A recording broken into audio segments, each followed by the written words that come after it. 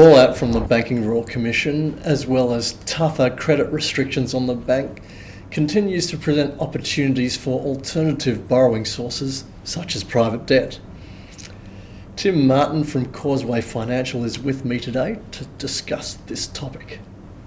Welcome, Tim. Thanks very much, Darren. Glad to be here.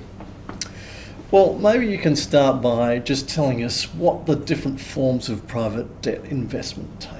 Sure. I mean, private debt has become somewhat of a generic term that covers a very wide range of alternate financing opportunities. So it ranges from sort of micro lending at the very small end, all the way through to sort of very large sort of private infrastructure transactions at the other end, and everything in between. So very, very broad.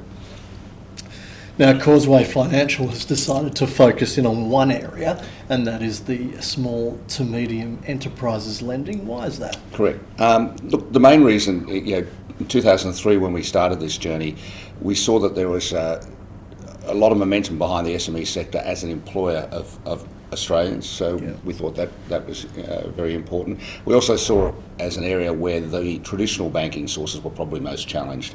Mm-hmm. Thirdly, I think the last point I'd make is that we think it's an area where we actually get very attractive risk-adjusted returns. Mm-hmm. Mm-hmm.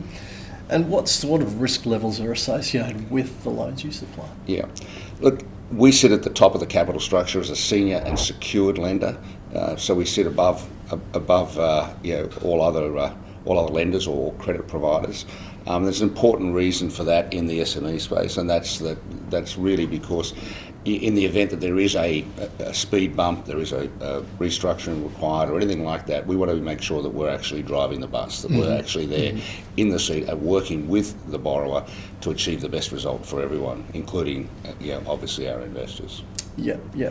And what sort of returns can people expect from your product? Okay, so from our product, we look for a return net of fees to the investors in the range of 9 to 10%. We think that's a very attractive return.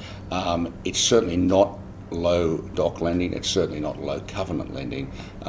So it has all the traditional features that in the old days a bank would have looked for.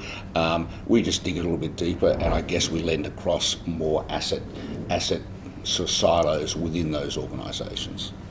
Now, with any sort of lending, you obviously have collateral to back the loaner. How does that work in your case? Yeah, so the collateral we look at is very broad. There are a lot of private credit or private debt providers who are solely focused on property transactions, and that's a very attractive space, particularly over recent times.